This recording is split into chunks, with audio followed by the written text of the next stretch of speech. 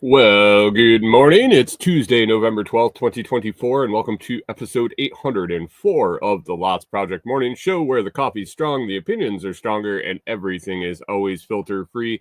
I'm Brian, your host, and today I'm enjoying a silver bullet blend from foodforestfarms.com, where you can get 10% off with discount code LOTS10, and shipping is always free. While you're there, check out C4 Club. C4, that's where it's at. Get your monthly coffee delivered right to your doorstep. And it's fantastic coffee. I drink it every day. And a lot of times I can't reel myself back, and I always grab another pot. So you should check it out today. C4 Club at foodforestfarms.com. Today I'm going to grab a bunch of news stories that I have lined up in the queue over on my browser. And just rock through them. We got some fun ones. Like I couldn't stop giggling talking about them with Corey last night. So that's what we got coming in. Let's head on over into the live chats and check out who's hanging out in the coffee crew. Thanks for joining us this morning, guys. I'm going to grab a sip and we'll get right to it. Man, been doing a lot of talking lately. Had two interviews I recorded yesterday evening and 6 or 7 more today, man. We're rolling with the interview podcast. I hope you've checked it out. If you haven't, you can find it at Direct or Detour. You can get there's a Facebook page, LinkedIn, Twitter. You can find it on any of the major podcast players, including Fountain.fm and Apple Podcast, Spotify, and everything. Search Direct or Detour. Good morning, John Palmer. Good morning and good day to you. Thanks for stopping in, Pippinized. Hello, humans. Hello to you, Pip. Canadian Farmstead says, driving. YouTube gave me the notification for the show today. That's nice.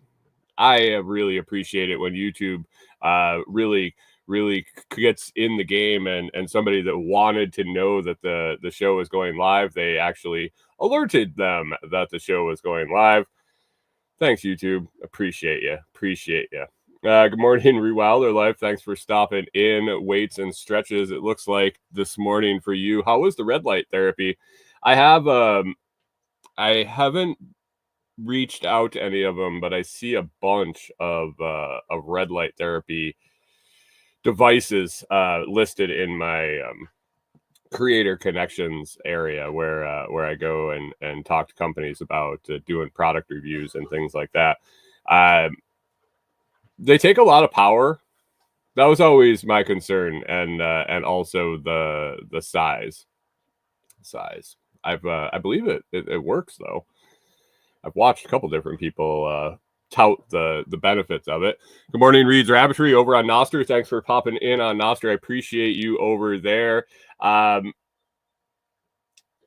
Life says it's so good for you. Just have to make sure the bulbs don't toss off toxins. Wait. Oh, like cheaper bulbs? Do cheaper bulbs put off something that they shouldn't? Guys, I'm back into this silver bullet blend. Brian must have roasted up a bunch of it, and he sent a bunch, which is fantastic. I love this stuff, but it is going to be in short supply. So I think he's getting me hooked on it, and then he's going to be like, "Oh, sorry, the Monsoon Malabar's gone. No more silver bullet blend." If you want to try it and you want to take a sample, definitely head on over and order that silver bullet blend. It's some good shit, guys. It is some good shit. Rewilder Life says yes. These ones do because they are big. I have 250 watt Ruby Lux bulbs, but we have them in the utility lamps. Totals $45 for the set. $45 for the setup, and then they draw 250 watts. So interesting. I'm hoping to have enough solar capacity that it changes. I don't necessarily want to change my mindset as far as energy consumption, but right now,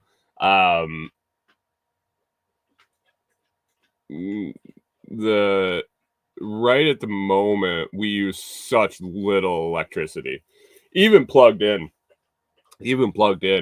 beyond the air conditioner when we would have to run the air conditioner for the dogs, and do that in the summer, we still just use so little electricity compared to what we would have in the house.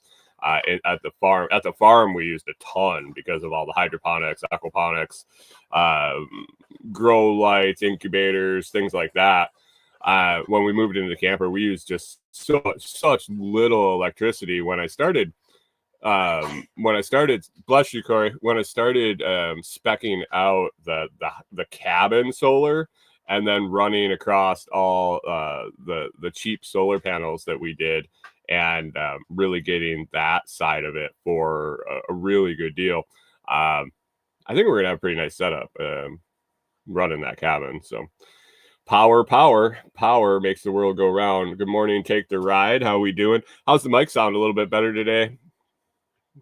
I dropped the ball, guys, yesterday. Over the weekend, I told you that I was kind of messing around with things and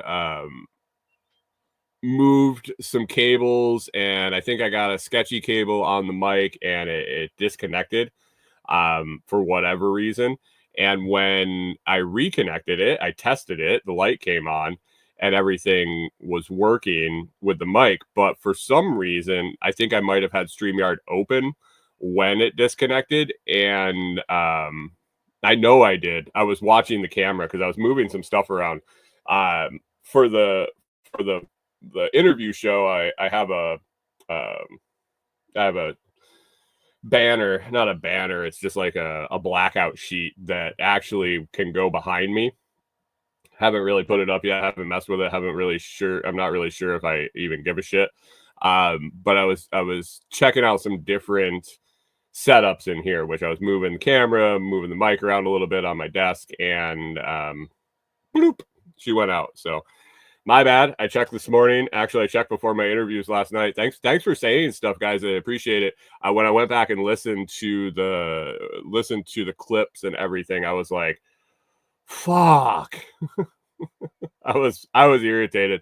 I'm sorry you guys had to listen to that yesterday. It was very, very crackly, and I'm surprised it even happened or I'm surprised it even worked because I didn't even know that the computer that I bought when my laptop fried, I didn't even know that it had a mic or the monitors. That I'm not even sure where the stock mic is located, whether it was the monitors or the computer. I don't know. Rewilder Life says don't touch the ducks. The ducks actually have a sign here: do not touch. We're riding a little red this morning, but I mean, what are you gonna do when you're hitting all-time highs? At some point, it's got to come down.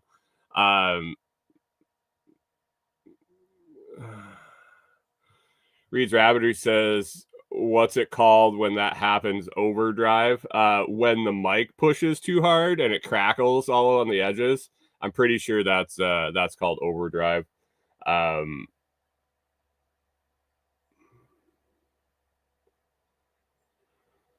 John Palmer says it might be better hung between you and the camera.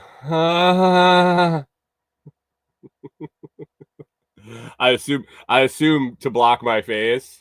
I assume you're saying to block my face. I don't want to spoil the interview, and I don't think I will, talking about the service that she offers, but I talked to a comedian last night. Thanks, John. Appreciate it.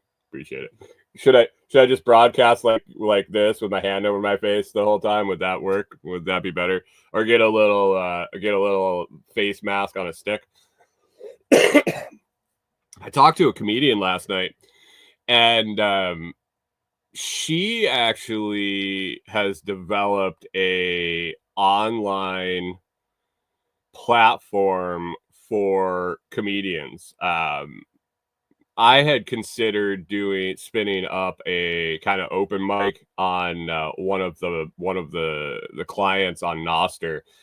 Basically, it's an audio room where you can do conferences and have people on stage, have multiple people with hot mics at different times, so you could have a host and a couple of comedians on together or single.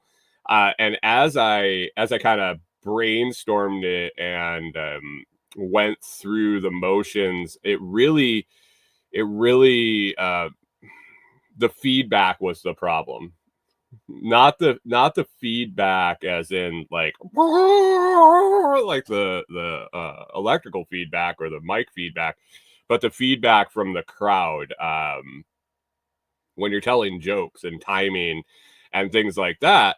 You need that audio and even visual feedback, which wasn't there. So it's not that the idea won't work. It's not that the idea can't work over on Noster, but it just didn't. It wasn't as exciting once I realized that one of the main components in stand-up comedy was missing: the feedback from the visual and the audio.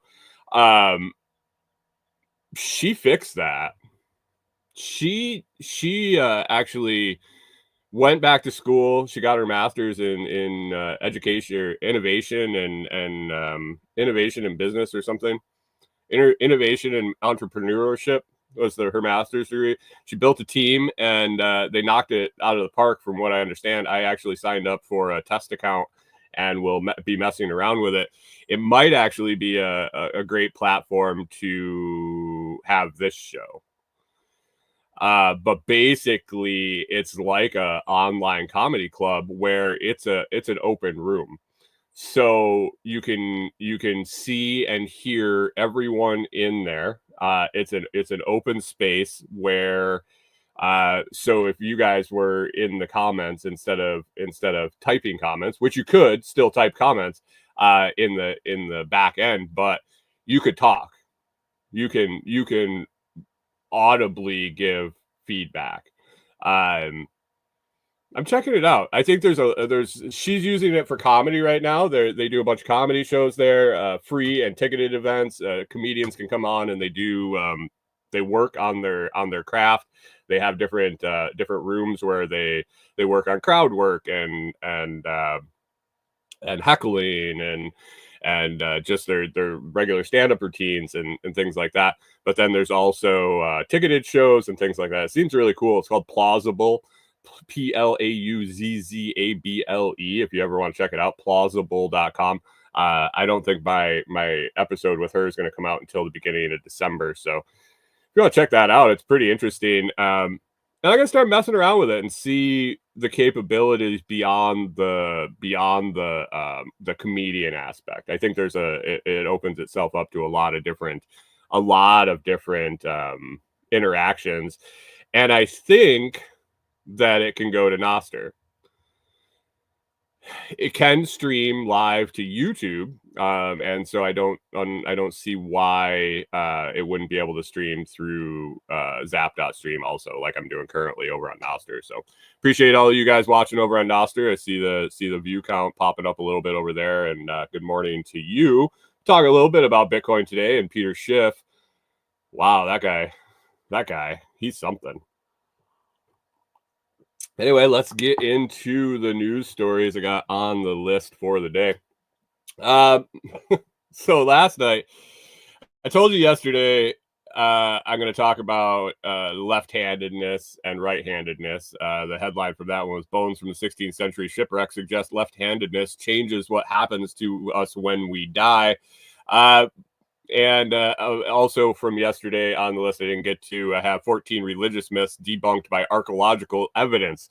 I am not a religious scholar by any means. I got to a point where I was just like, no, can't go on any further. Too many contradictions and what ifs, and that's just not how my brain works. If it is how your brain works, that's fine. The more power to you. But I popped up this news article, and it was interesting. So I'll go through it and talk about what they're talking about. But last night, as I was perusing show fodder, I came up with some new articles, and the one I'm going to lead with here is. I told Corey I found an article for tomorrow's morning show, and I tried to read the headline to her, and I couldn't even get through it without giggling. So this one should be fun. Headline is from the Independent out of the UK. Headline as of Monday, November 11th, 2024. Scientists might have finally. Scientists. I can't even start to read it. I'm like a 4-year-old, guys. You don't even know. Scientists might finally have worked out the big mystery of Uranus, and space weather might have to be to blame. Got through it. It's not even that funny. It's not. It's something about growing up telling Uranus jokes that it just is in the back of my head. I can't not giggle when I talk about Uranus. Jesus Christ. Oh man. Here we go. Scientists may have explained a mystery that has puzzled us about Uranus for decades. I didn't know they were looking into my anus. Researchers believe the data that appeared not to make sense was collected by a powerful solar storm in 1986. They've been thinking about my anus since 1986. Since 1986, NASA's Voyager 2 flew by the 7th planet in the solar system, providing scientists with their first and only glimpse of Uranus and shaping their understanding of it since. However, there were some unexpected findings. When they looked in Uranus, there were some unexpected findings, which experts now say we're down to about what the fuck of extreme space weather at the time of the flyby. John Palmer says I should really visit Uranus, Missouri. I don't even know. He said I'd have too much fun. I would giggle myself out for sure. They suggest the solar storm likely squashed the planet's magnetic bubble, pushing plasma out of it. Man, can you imagine having plasma pushed out of Uranus by a magnetic storm? And intensified radiation belts, areas of charged particles trapped on magnetic field lines. Experts say they now know even less about a typical day in Uranus, on Uranus, and need a second spacecraft to visit the planet in order to find out more about it. The findings of the flyby indicated the planet's radiation belts were incredibly intense, second only to Jupiter's. Yet the rest of Uranus's magnosphere, the magnetic bubble, was nearly empty of plasma, gas atoms, or molecules with electrical charge, meaning no apparent source of charged particles to feed those belts. Because of nearly empty megasphere, Uranus's 5 moons were assumed to be inert dead worlds with no ongoing activity. However, the new findings published in the Nature Astronomy suggest they could be active after all and may even have oceans.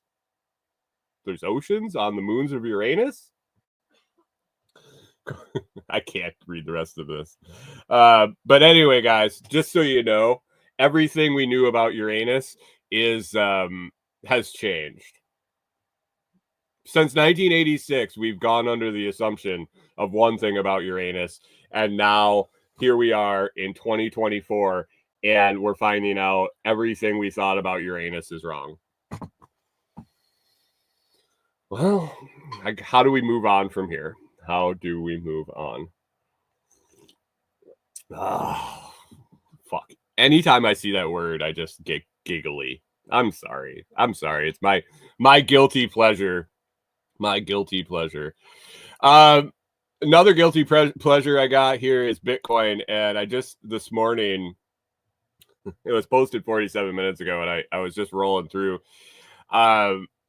Anytime I see Bitcoin and Peter Schiff in the same headline, I kind of slow down and take a peek, because it's got to be comedy gold. Headline from MSN: Bitcoin is likely the biggest misallocation in human history, says Peter Schiff. Sell all your Bitcoin, guys. Sell it all. I mean, There's no fucking point in having it. We should throw the ducks away. We should walk away from Bitcoin now. Peter Schiff says it's the biggest misallocation in human history. In recent tweet, core Bitcoin critic, weird, Peter Schiff doubled down on his bearish stance about cryptocurrency. He labeled it the biggest misallocation of human resources in human history. Excuse me. Schiff, who has long argued that Bitcoin and other digital assets lack intrinsic value, described the surge in popularity around Bitcoin, crypto, and blockchain in general as the biggest example of popular delusions and the madness of crowds in world history. I'm pretty sure that may be both MAGA and TDS. I have to say that mass delusion of grandeur on both sides of the U.S. political election, I would have to say, would be one of the biggest examples of popular delusions and madness of crowds in world history. Not Bitcoin. Thanks, though, Peter. Thanks. Good morning, Jeremiah. Thanks for stopping in. Talking about the leading asset, talking about Bitcoin, Schiff says, quote, "This is likely the biggest misallocation of resources in human history. Not only will the net losses to society be staggering, but Bitcoin itself will do more to tarnish the reputation of libertarian capitalism and the concept of sound money than any failed government program ever has."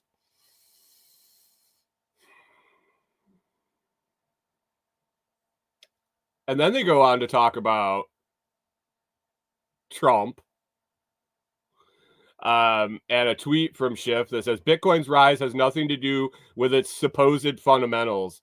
The US dollar is rising, gold is falling, and the US economy is believed to be on the verge of a boom.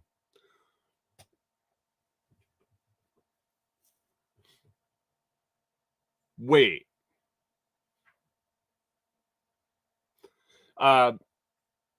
With debt to GDP plunging, reducing the need for US dollar alternatives, it's a Trump-inspired mania. Sorry, Peter. I'm pretty sure that it did spike a little bit when they elected somebody that said they weren't going to fucking try to destroy it. That might be friendly to it, but I'm pretty sure Trump didn't get it to a value of over $60,000.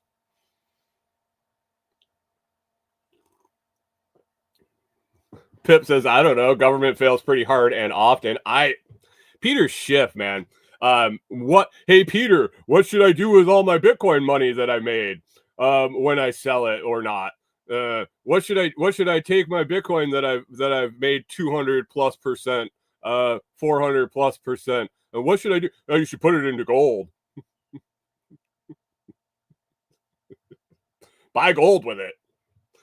I mean, this isn't financial advice by any means, guys, but I would seriously consider offloading all your Bitcoin and picking up gold. Now a word from our sponsors, Gold Line. Fuck. The dollar is rising, gold is falling, and the U.S. economy is believed. Who the fuck believes the U.S. economy is on the verge of a boom? Like, seriously. I know we're gonna roll tariffs and we're gonna bring manufacturing back, blah blah blah, and all that shit. We're gonna drain the swamp. Blah. Who the fuck thinks that the U.S. economy is on the verge of a boom? Maybe the inflation will boom. Maybe it's about to blow up. That I decoded Peter Schiff. He wants to buy all the Bitcoin himself, so he's trying to keep people out of it. That's what it is. all this price increase is all because of Trump. It's all a mystery. No fundamentals or intrinsic value. Fuck Bitcoin, guys. I'm done with Bitcoin. Does anybody want my Bitcoins? I might just take my Jade hardware wallet, throw it in the Tennessee River, along with all my seed phrase. Fuck it. Fuck it. Peter Schiff says, buy gold. Trump's crypto promises drive Bitcoin to record high.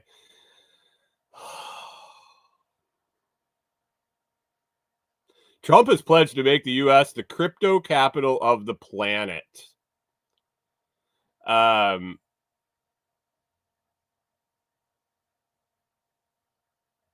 He's got a ways to go behind El Salvador. I wouldn't be opposed. Now, Donald Trump can come in day one and let Ross Ulbricht out of jail, turn cryptocurrency into turn using cryptocurrency into a non-taxable event, and several other things that like abolish the Department of Education. abolish a lot of things would be the thing that he can do to help. But Reed's Rabbitry says, yes, please fact check. Well, I haven't. You talking fact check on the fact that I'm going to dump my Jade, or that Trump says the crypto is going to make the U.S. the crypto capital of the planet? I don't know, guys. I'm not losing my my Viver and Beaver for Bitcoin. Don't worry. Peter hasn't gotten to me yet. Oh, the thing about Trump, I mean, he it's hard to tell what he says that is actually going to happen, in my opinion. Like any politician, in my opinion, is fucking lying. Pip says gold's so shiny. Yay.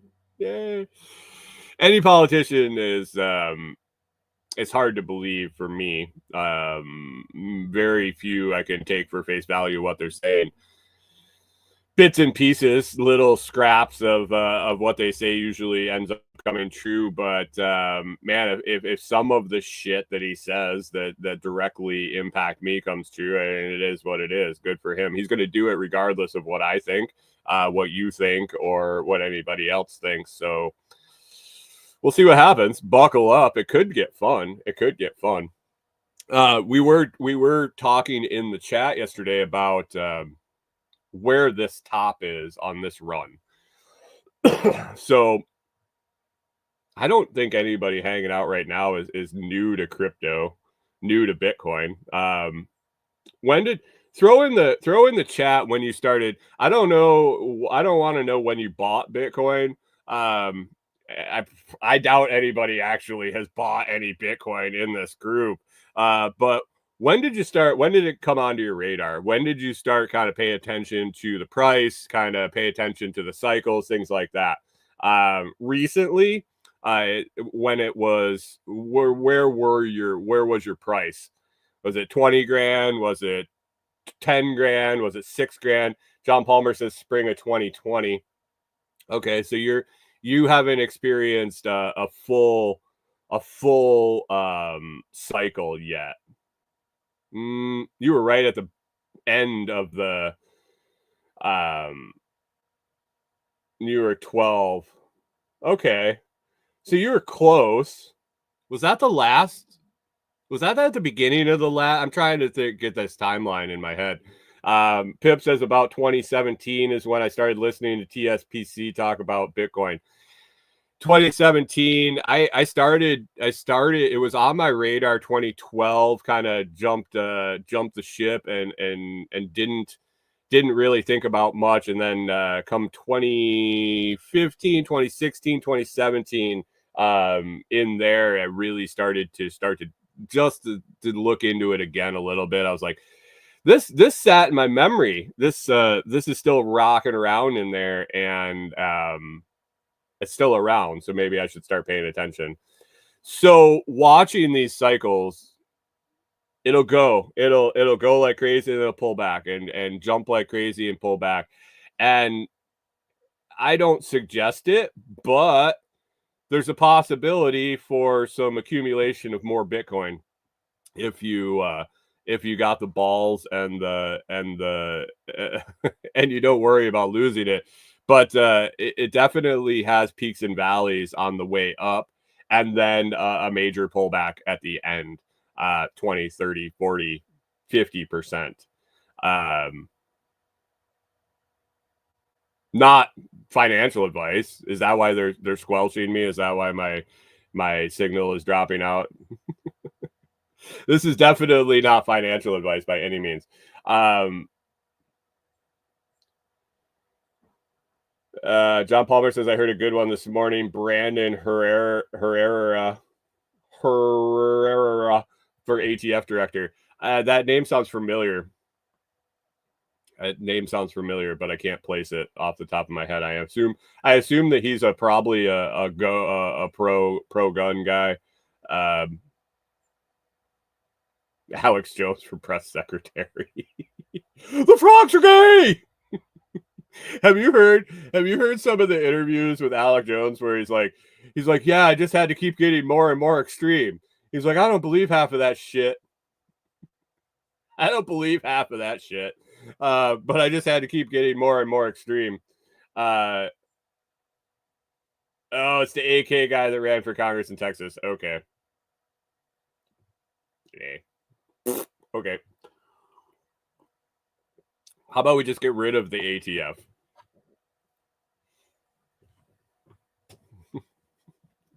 I don't get excited for new directors of departments. I get excited when they just drop the whole department. Does that work for you guys? Who's the new ATF director? I don't know. There's no ATF. Reed's Rabbitry wondering if they ever sold Alex Jones' stuff yet. I don't know. I try not to keep up with Alex Jones. I don't know. He owes somebody just an absolute boat ton of money, doesn't he, for libel or some shit?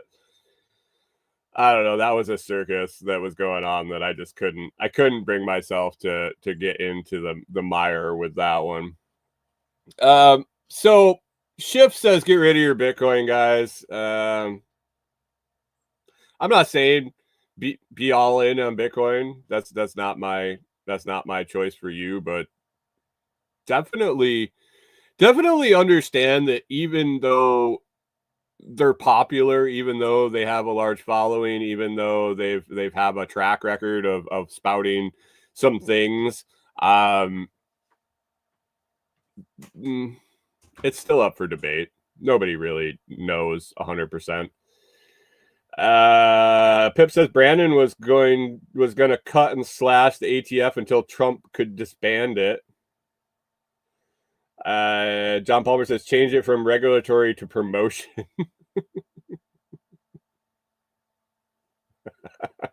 Take the ride. Take the ride says the ATF should be a section in the gas station, not a government organization. Well, I mean, make tobacco great again. I saw so everybody smokes in Tennessee. Well, I shouldn't say everybody smokes. A larger percentage of people, you notice it more, I guess. And I don't know if it's because we're in a small town or small rural area or what. I'm guessing it's that we're in tobacco country ish. I think. Pips has turned the ATF into a shopping center. That's a t-shirt, dude. Hold on. I only have 7 interviews today. Why would I have time to take notes and try to make a new t-shirt?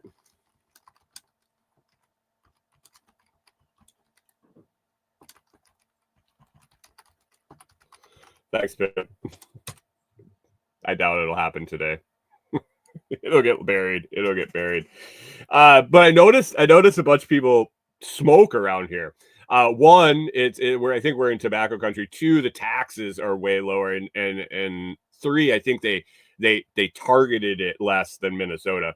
When we left Minnesota, and Minnesota was behind New York. When we left Minnesota, I think a pack of cigarettes, like a premium, a Marlboro pack of cigarettes, was over $10. New York was over $16 from what I recall. And down here, I saw the sign, and I think it's still under $10. John Palmer says, I don't know how people can afford to smoke $10 a pack. Yeah. And that's what I was wondering, if the price stayed lower here, if more people are smoking here, or what the deal is. But like, really noticeable difference seeing people smoking.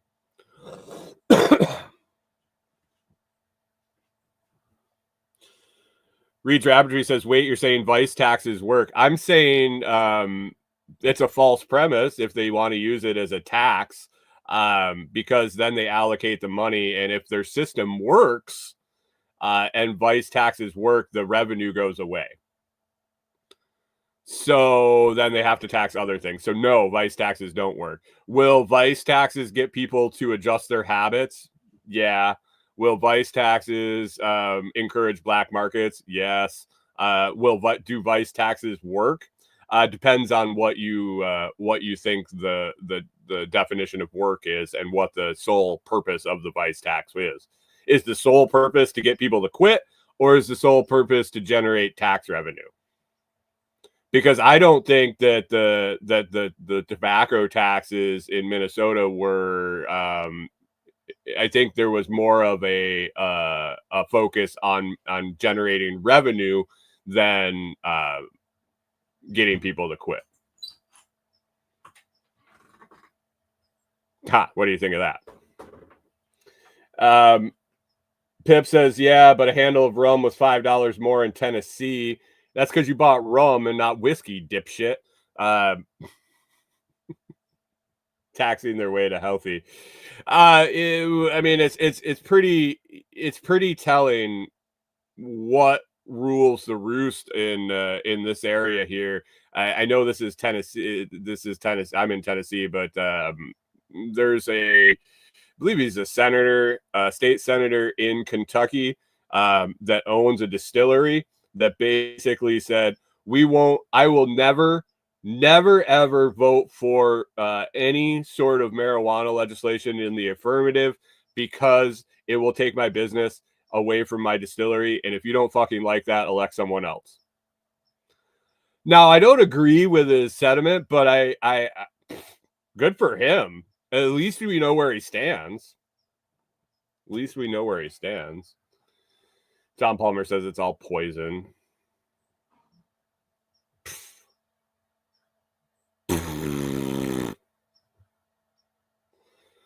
People in glass houses shouldn't throw stones. John Palmer says it's all poison: cigarettes, rum, whiskey, and taxes. For sure. I see a lot of push. Has Trump? I don't know if anybody's followed it enough, but has he? Was he spouting property tax repeal or some shit like that? Because I've seen since the election day, I've seen an uptick in repealing property tax memes, and I don't know what the catalyst for that was, but that would be phenomenal. If we could go all consumption tax, I would be perfectly fine with that. If I don't want to pay it, I don't buy shit. It has to be done right. But I do understand the need for tax. I do understand the need for generating revenue for running things. Let me pay it by what I choose to consume, and not because I own something. Oh, all right. Well, we'll say goodbye. Reed's Rabbitry is wondering what Peter's job is. It's to shill gold. Basically, I'm pretty sure his job is, I think he's a financial analyst. Peter Schiff, financial analyst. He's gonna fuck you. You listen to him, but I think he makes a large sum of money shilling gold line or gold something or whatever. I don't know. It's probably advertised on this fucking article that they wrote about him. I don't see it anywhere. All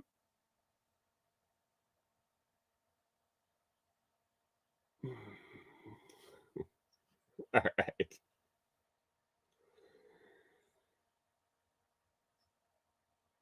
John Palmer says have a lot less things means less tax needed. Oh, yeah. Oh, for sure. There has to definitely be a gutting of the infrastructure and the machine to reduce the fuel consumption. But yeah, if we could, if you got down to essential functions of the government, how much would it actually take to run? Let's cut Health and Human Services. Let's cut welfare. Let's cut all of that stuff. Let's reinstitute that back into private charity. All sorts of departments. I can't even start to name all the departments because I don't even know where to fucking start in the shit that's just not. It doesn't have to happen. What about the poor people? Yeah, if they didn't take all the fucking money from everybody to pay taxes, you know what they used to do before welfare? They used to get help from local organizations, churches, stuff like that. People donated to that. People tithe to charities. And as taxes go up, those donations go down. So the poor people need more help, which they raise the taxes because they don't have enough money. Oh, it's weird because it's inefficient when we give our money to the government to help people. John Palmer says only thing is high unemployment until all those government employees get replacement jobs. Ain't that the truth? Isn't the government the largest employer in the country? What do we do about that? Because I would have to say 80% of them are fucking useless.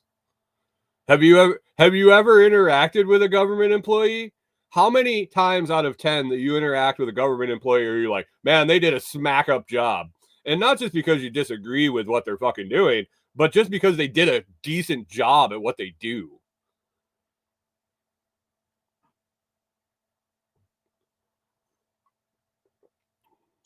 They don't excel. Let's just say that. They have stereotypes for a reason. Let's talk about left-handers. I got a family full of them. My mom's left-handed. My sister's left-handed. Luckily, I'm right-handed. Those weirdo lefties.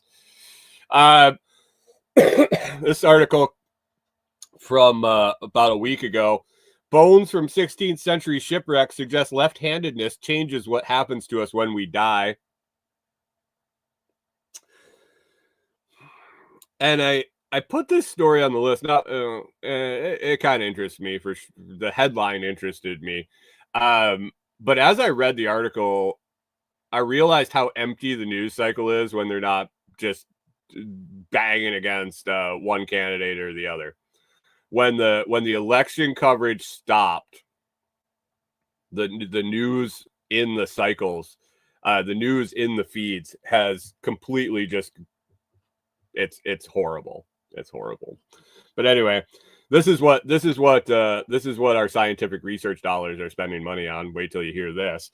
A new study of human skeletal remains from the wreck of the 16th century English warship, the Mary Rose, suggests that whether a person is right or left-handed may influence how their clavicle bone chemistry changes as they age. The right clavicle is exhibiting a more pronounced age-related shift.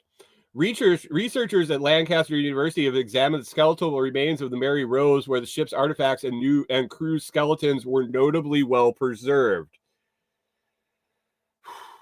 Okay, we're a paragraph in, and I still haven't figured out who gives a shit. Man.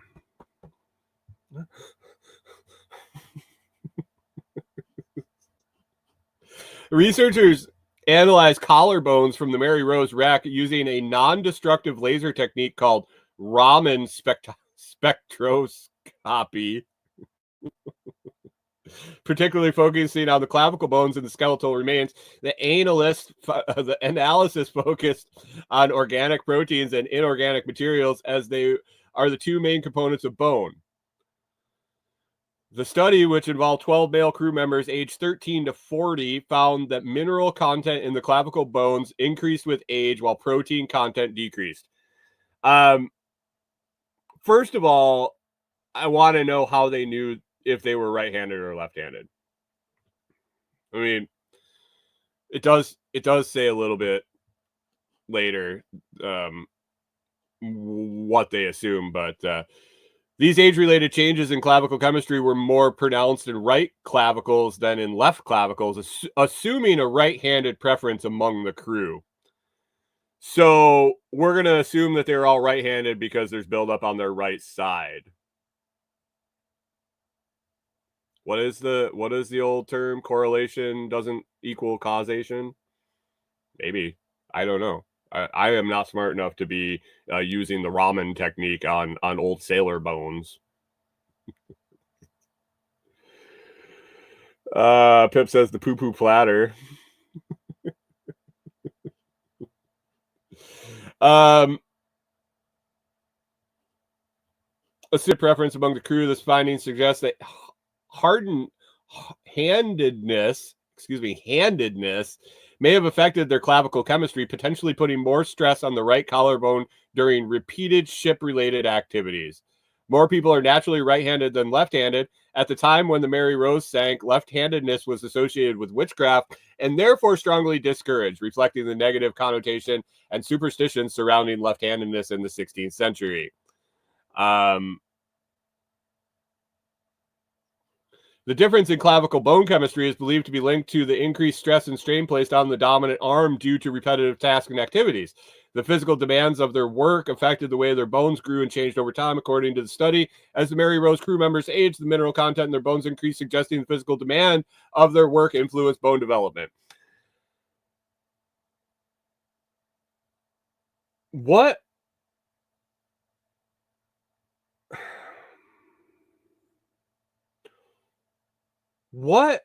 difference does it fucking make?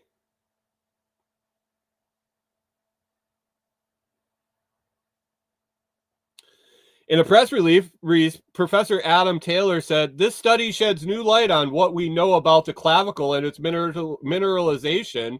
The bone plays a critical role in attaching your upper limb to the body and is one of the most commonly fractured bones." Still, what are they trying to prove?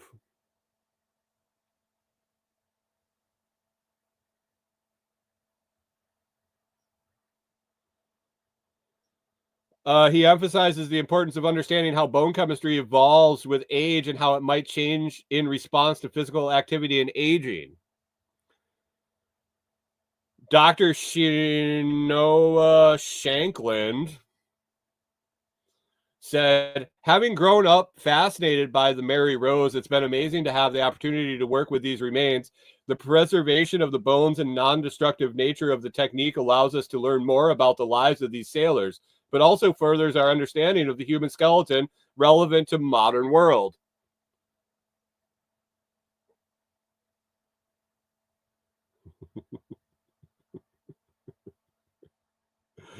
Dr. Gemma Kearns adds, "It's been a privilege to work with these unique and precious humans' remains to learn more about their life of sailors in the 16th century while finding out more about changes to bone composition as we age, which is relevant to today's health. Has been fascinating." I'm still trying to figure, like, this shit wasn't free. Like, these folks didn't like get this ramen laser or whatever it was called, the ramen technique with the laser. They didn't like just procure this thing for free and go about their business and and do this testing and results. So this costs money, and it probably costs way more money than I even want to know, because it probably make me sick to understand how much they spent on this. What was the stated goal of this research? Were they like, well, we're going to find out if you use your right hand if the bone gets more calcified in the clavicle on the right side?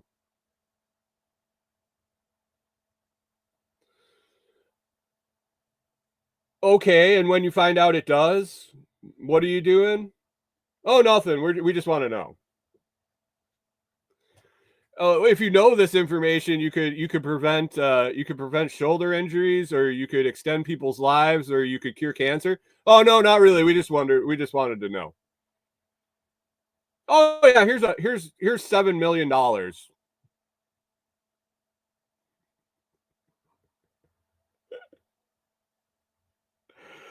John Palmer says, "Is it a laser or a noodle?" It's a laser noodle. It's a noodle laser. Reed's Rabbitry says they had to justify using the laser. No shit. Like, I gotta. I can.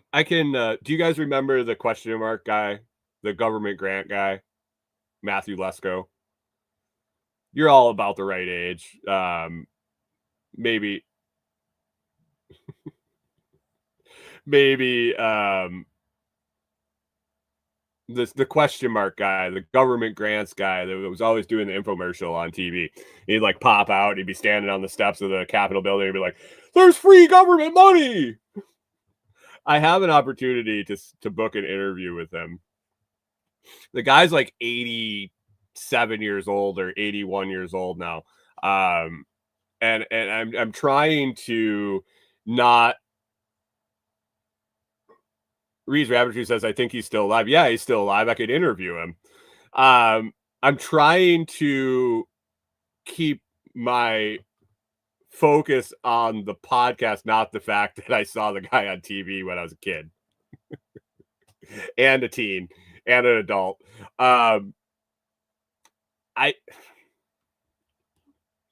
I should really talk to him and figure out how to get these government grants, because if they're giving them away for people to shoot lasers into sunken skeletons to find out if they had a little bit more mineralization on their dominant hand shoulder, like,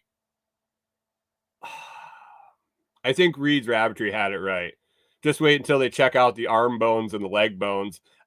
Maybe we could study if there's a subconscious toe preference. Are you right toed or left toed?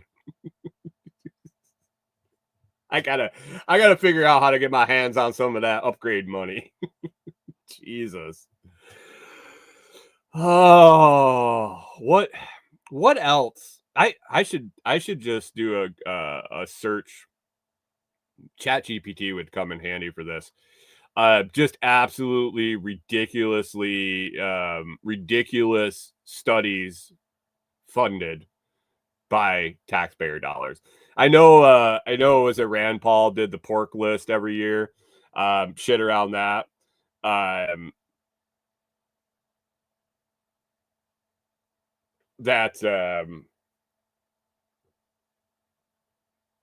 Yeah, he did the pork list. That started with Ron. I think Rand still does it.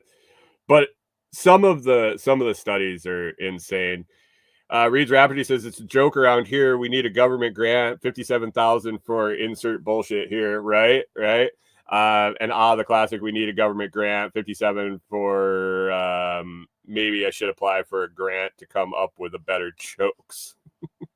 Maybe, maybe. Oh man.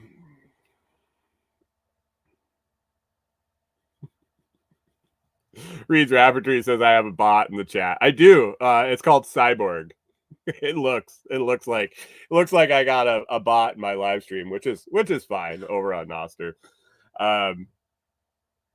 He burned you pretty good for a bot. So Reed's Rabbitry lays a comment out on a Noster, saying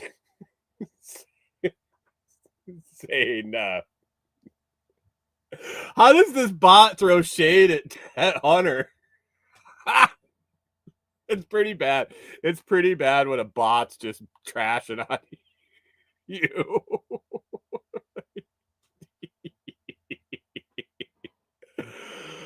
Oh man, that's fantastic. That's fantastic. Um. Anyway, that was just. I saw the article, and the headline says it changes what happens to us when we die. Um, I read the rest of the article, guys, and it is long and boring and full of nonsense and other shit. Um, it doesn't say anything about when we die.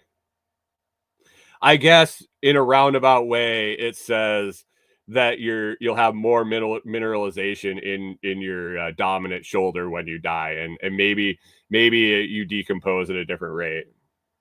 I'm taking jumps here. Take the ride says someone paid for that research. Yeah, me and you. It all comes from me and you. Just me and you. No one else. Just maybe some of the other people in this chat too. They steal our money and research cadaver shoulders. Earthquake hits Texas town plagued by rotten egg stench. All you folks down in Texas, in West Texas, it looks like. This was interesting. This popped up this morning. I was actually just reading this because I've been following a lot of I've been getting a lot of earthquake news, a lot of increased seismic activity alerts, things like that. It's something that it's kind of interested me for a long time. And then tie in the eclipse and the Giants waking up and me being here near the New Madrid and all sorts of shit. I kind of perk up when I see earthquakes hit Texas town plagued by rotten egg stench. This makes me wonder. Sorry, I got coffee ground in my mouth. Residents in West Texas experienced another jolt early Monday morning as a series of earthquakes shook the region, continuing a pattern of increased seismic activity and all-around strange happenings. The largest of the quakes, with a magnitude 3.4, not horrible, struck near the small town of Toya, home to 61 people. 61. Population 61. Did Jan have her baby yet? Who's going to go change the sign? 61 people were a mysterious 100-foot geyser recently sprung into the air. Mysterious. Now, you would think that all of a sudden a hole opened up in the ground and a geyser shot 100 feet up in the air. If I was reading a news story and knew nothing about anything, and it says home to 61 people where a mysterious 100-foot geyser recently sprung into the air. Mysterious. While Monday's tremor caused no reported damage, it was strong enough to be felt by people in the surrounding areas, sparking renewed debate about its potential causes. The town has also been subject to a rotten egg smell that has been hanging in the air for the last 2 months. The stench came after a well that exploded, sending a stream of chemical water upwards into the sky so high it could be seen from 7 miles away in Reeves County. So the mysterious geyser actually wasn't mysterious at all. It was an abandoned fucking oil well that blew its top. It might be mysterious why, but I don't think that's too mysterious. When the fire department arrives on scene to deal with the exploding well and blasts of water, they're powerless with little they can do to contain the geyser. There's not a whole lot we can do, said Reeves County Emergency Service Chief Ronald Lee to the Texas Tribune. There's nothing that we have. There's nothing that we have the equipment to do. Those living in the area are concerned the leaks and blowouts might contaminate clean water sources, not to mention the toxic chemicals being blasted in the air each time, including methane, which contributes to climate change.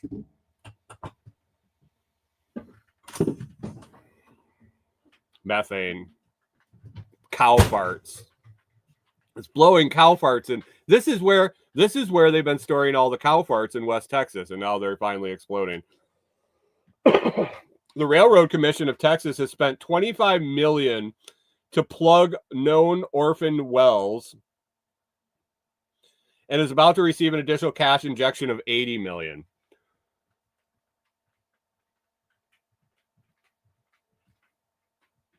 The Railroad Commission of Texas. Why? I can't do that one. I can't get into why the Railroad Commission of Texas is capping orphaned wells. Not Orson Welles, orphaned wells. Railroad Commission. Railroad Commission sounds like something that would deal with railroads. I guess not. I guess they deal with orphan wells.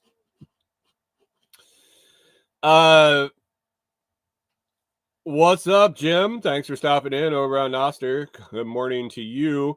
Yet there appears to be no way to plug the orphan wells before they blow with communities. Those orphan wells, they're just going around blowing everybody, with communities also not equipped to deal with them. The commission has so far plugged 737 wells, which is only about 10% of the number of estimated orphan wells in Texas. Part of the problem is also down to lax regulations, with companies simply abandoning wells after they no longer produce oil, water, rather. Guys, this paragraph right here. Part of the problem is also to lax regulations, with companies simply abandoning wells after they no longer produce oil or water rather than properly sealing them. I think I might end up denouncing my anarchism. I'm going to go full in government lackey and promote the institution of more regulations. We need more regulations so orphan wells don't blow people in Texas. I don't know. John Palmer says the railroad in bed with big oil. Surprising. Yeah, weird. Toya's well, for example, is 11,331 feet deep and was drilled in 1961 by the El Paso Gas Company. Oh, not the Texas Railroad Commission. The El Paso Gas Company. It had been inactive for decades. Is the El Paso Gas Company inactive? Is the El Paso Gas Company defunct? In terms of seismic activity, according to the U.S. Geological Survey, which monitors seismic events nationwide, Monday's quake was part of a larger trend of frequent earthquakes in Texas. 2 additional smaller tremors, 1.3 and a 1.6, were also recorded Monday morning. Although minor, they are part of a growing number of quakes in the state. West Texas has seen a notable uptick in seismic activity over the past several years. In September, a 5.1 magnitude earthquake sent shockwaves across the state, with tremors felt as far as San Antonio and Austin. Some pretty interesting pictures of this geyser. They were followed by another significant event in October when a 3.5 magnitude shook the Toya area. The same Toya area. Jim's driving to Texas. What are you doing in Texas, Jim? A shake of such magnitude can cause hanging objects to swing, but damage is unlikely to occur as a result. Wait, what? Experts say these stronger quakes signal a concerning rise in both the frequency and intensity. They say, is Texas going to break in half? Oh, now they're talking about fracking. Not good. Not good, guys.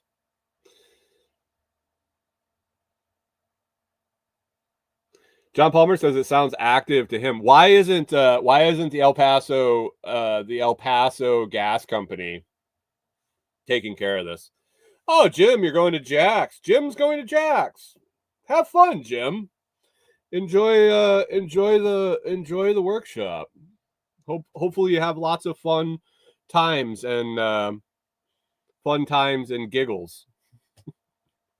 Reed's Rabbitry says Texas is held up by Mexico. That's good. That's good.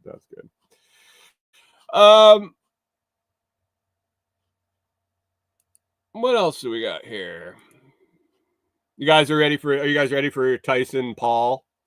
You guys ready for Mike Tyson and Jake Paul on Friday? Anybody putting money on it? What a shit show this has been. I mean, is it interesting to anybody at all? I have a soft spot in my heart for boxing in general, and Mike Tyson, um, being growing up in the '80s and watching that guy just pummel everybody he fought, and then watching the ear incident live, watching him go to jail, like watching the guy's shit show of a life. Uh, from the beginning and kind of evolving with it and watching it, I have a little soft spot for Mike Tyson. Um, I hope he beats the living shit out of that fucking asshole. I hope Tyson, and I don't know. The dude's in his 50s. Um, I think people of my generation romanticize the Iron Mike from the 80s and early 90s. Um, I don't know, man. He's fighting a kid. He's fighting a kid. He's fighting a kid that's several inches taller than him. I think he's got 3 inches and 5 inch reach. I think I saw in here. Now, in the 80s, if you said that, you don't even talk about that shit. Um, 3 inches taller and 5 inches extra reach on Tyson. Um, in the 80s, it wouldn't have mattered. In the 90s, it wouldn't have mattered. It wasn't irrelevant. Fighting a kid that's 30 years younger than you. I don't know. The heavier gloves, the 2-minute rounds, I think that benefits Tyson.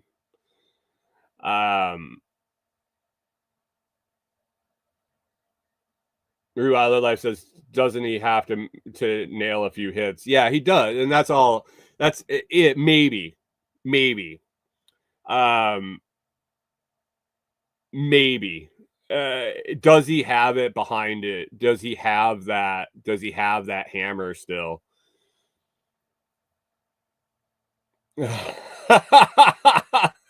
Reeds Crabtree says, no money. I kind of want an old man to beat the ever loving shit out of the kid, but he's a good fighter. Who? Jake Paul? Jake Paul's good at running his fucking mouth.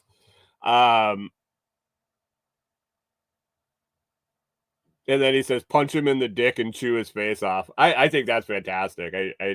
I think he should do a Hannibal Lecter and just and eat Jake Paul's face. Run right up and just kick him in the balls and start and bite his nose off. End the dude's social media career immediately. If anybody's wondering, Jim should be in the Dallas Fort Worth area this evening sometime. John Palmer says, I wouldn't step in the ring with either. I mean, no. I'm not a boxer. I don't think at any point in my life I've really wanted to step in the ring with a professional boxer. Whether I think he's trash or not compared to other boxers doesn't mean that I want to fight him. It'll be interesting. Is it all staged? Are we to that point? I used to watch quite a bit of boxing, and I felt that it was really going the way of wrestling, not necessarily staged, but I think there was a lot of dollar influence in the sport, and it kind of fell off my radar. I don't know if it's continued to go that way. Is it still as big of a show, or did MMA basically take the circus show away from boxing? Has boxing got back to actual boxing? Is this a publicity stunt to reinvigorate the interest in boxing, or is this just a way to make money and put a show on? I don't know. It'll be interesting to see. Is it pay-per-view? I think it's on Netflix or something. I don't even think I'll end up getting to watch it because I won't pay. I won't pay to watch it. I'm sure it'll be all over the interwebs within hours, if not for free somewhere. But if somebody knows where you can watch it for free, let me know, because it's not that important to me to pay for it. But that's coming up Friday night, I believe. Yeah, Friday night the 15th. It'll be interesting. It'll be interesting to see. Anyway, guys, I think we're going to wrap it up. We'll save 14 religious myths debunked by archaeological evidence for tomorrow if it fits in the show. John Palmer says, take away all the silly rules. The silly rules for the Tyson Paul fight, or the silly rules for boxing in general?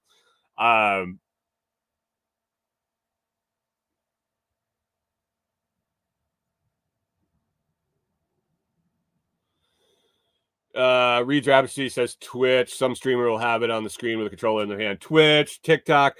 It was amazing. The free sports you can watch on TikTok. You just got to be willing to put it on mute. All the silly rules in boxing. Yeah. I mean, yeah.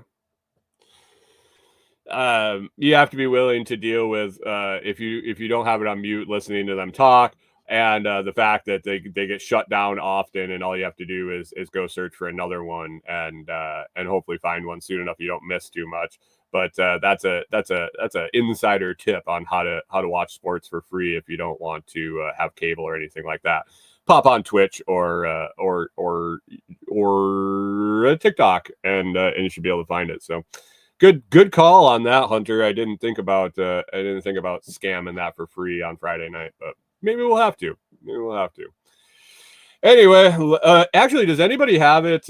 Is anybody actually going to watch it? Because I'd be happy to show you how to stream it to the Telegram group if you want to put it on your TV and send the signal, and we can all watch the shit show of a fight together.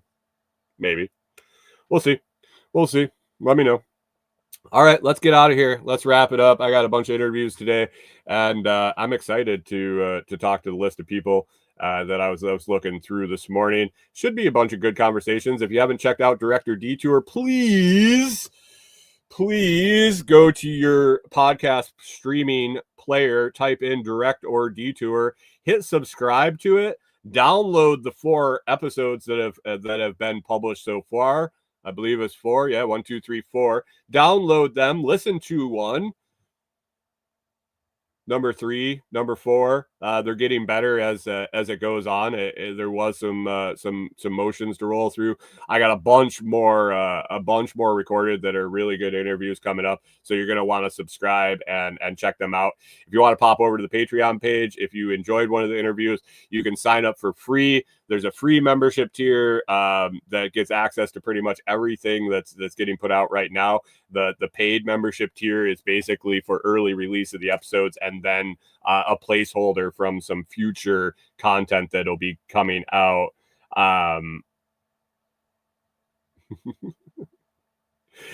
Some future content coming out for that paid tier. But if you want to go over and check it out, and I started turning off the notify patrons. I found that button, John Palmer. I found the button to turn off all the instant notifications. Probably going to be down to just when the episodes are released, and not all of the notifications. And you can also go into Patreon and change those settings yourself, which notifications you receive. So download Director Detour, guys. Do me a favor, get that count up. If you use Apple Podcast and like it, if you use Apple Podcasts and like the show, or even if you think it's mediocre, if you'd pop on and give it a review, give it a 5-star review, hopefully, and write something up, that helps get it into the get spread out and show up in search results. And if you got somebody that you think might enjoy listening to the interviews, check it out. Have them send it over. Spread the word. It might not be something you like, but maybe somebody you know. I appreciate everybody listening and hanging out. It's Tuesday, Tasty Tuesday, Taco Tuesday, Thirsty Tuesday, something like that. I don't know. Anyway, I hope you all have a fantastic day and get a bunch of shit done and enjoy the beginning of this week. Make it happen today, and we will catch up to you on Hump Day.